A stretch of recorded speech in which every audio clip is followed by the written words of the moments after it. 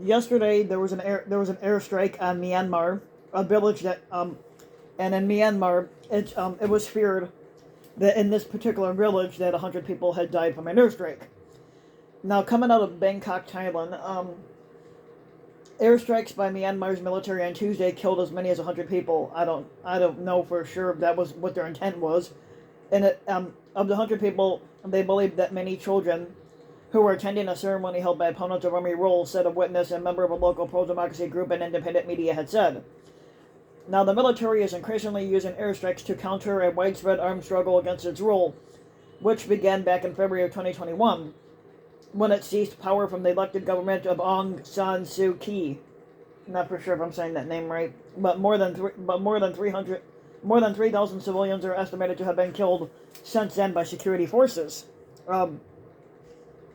A witness told the Associated Press that a fighter jet dropped bombs directly onto a crowd of people who were gathering at 8 a.m. for the opening of a local office of the country's opposition movement outside a village, the Pazigi village. Like I said, I'm not sure if I'm saying these names right to any of these towns. It was and that town is in the Sagaing region's Kambulu Township. Now the area is about 110 kilometers, which is 70 miles north of Mandalay, the country's second largest city. Now about a half an hour later, a helicopter appeared and fired at the site, said a witness who asked not to be identified because he feared punishment by the authorities. Now, initial reports put the death toll at around 50, but then it went up to about 100 possibly, and possibly more. But it's impossible to independently confirm details of the attack because reporting is restricted by the military government. Somebody said that they were standing a short distance from the crowd when a friend of theirs contacted them on the phone about the approach of a fighter jet, the witness said, and the jet dropped bombs directly on the crowd, and they jumped into a nearby ditch and they hid. A few moments later, when that person stood up and looked around, they saw people cut to pieces and dead in the smoke, and the office building was destroyed by fire. About 30 people were injured, while the wounded were being transported.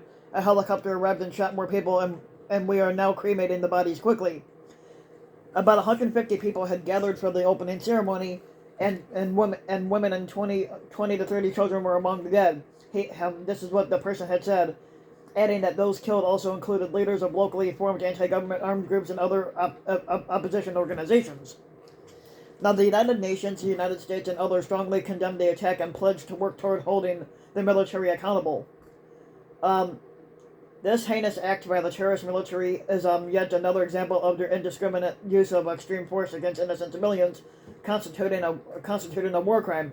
The opposition National Unity Government said in a statement, the NUG calls itself the country's legitimate government in opposition to the army, and the office being opened on Tuesday was part of its administrative network.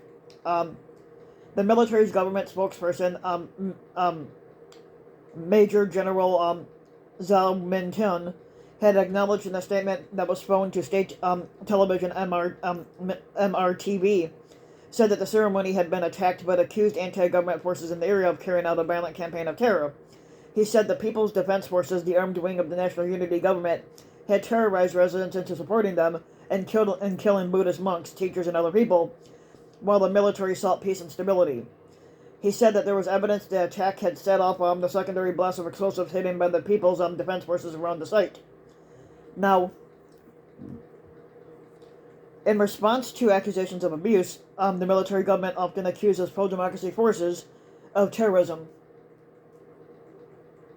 But analysts for the United Nations and non-governmental organizations have gathered credible evidence of a large-scale human rights abuse by the army, including the burning of entire villages and displacement of more than 1 million people, triggering a humanitarian crisis. Now, the death toll from Tuesday's airstrike, if confirmed, could be the highest in more than 2 years of civil conflict that began when the army seized power back in 2021. As many as 80 people were killed last October in another government attack in northern Myanmar on the anniversary celebration of the Kachin ethnic minority's main political organization, which is also battling the military government. Now, Myanmar has been in turmoil since the army takeover. Since the army takeover triggered widespread popular opposition. After peaceful demonstrations were put down with lethal force, many opponents of military rule took up arms, and large parts of the country are now embroiled in a conflict. Now, the army has been conducting major offensives in the countryside, where it has faced some of the toughest resistance in Sagaing, which is Myanmar's historic heartland. The resistance forces have no defense against air attacks. Now, in videos of the devastated village seen by Associated Press, survivors and onlookers stumble through the area of the attack amid clouds of thick smoke, with only what we call skeleton frame of one building still standing in the distance. And the videos could not immediately be verified, but matched other descriptions of the scene. Some motorbikes remained intact, while others were reduced to frames or buried under tree branches. In one area, 2 victims lay close together, and one of whom had only one arm still attached to them. Another victim lay face down in a small grove by the roadside a few meters away. A small torso missing at least one limb could be seen.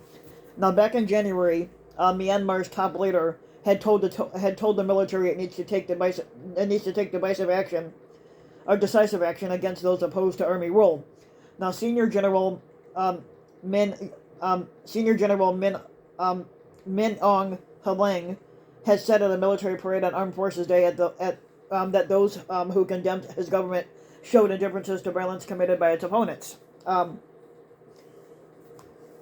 Now, resistance forces have been able to prevent the military from taking firm control of large areas of the country, but they have a great disadvantage in weapons, particularly in countering air attacks. Now, critics of the military government advocate banning or limiting the sale of aviation fuel to Myanmar to cripple the military's advantage in air power. And many Western nations have imposed arms embargoes on the military government in the United States and Britain recently, and basically it enacted new sanctions targeting individuals and companies involved in supplying jet fuel to Myanmar. Now, the human rights group Amnesty International said in a statement Tuesday that the relentless air attacks across Myanmar highlight the urgent need to suspend the import of aviation fuel.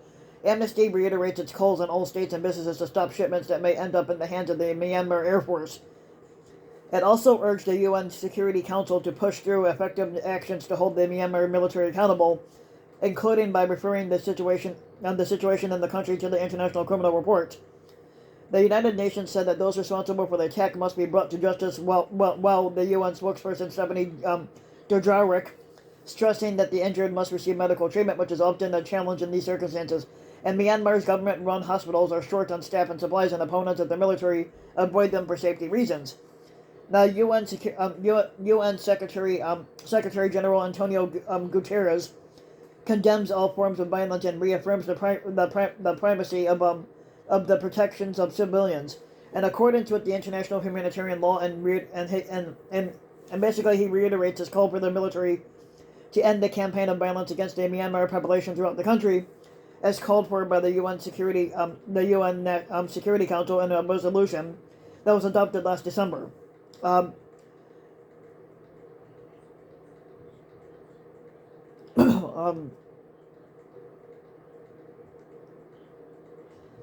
U.S. would continue to work with the international community to hold the military government accountable for violations and abuses, and this is what the State Department said in the statement.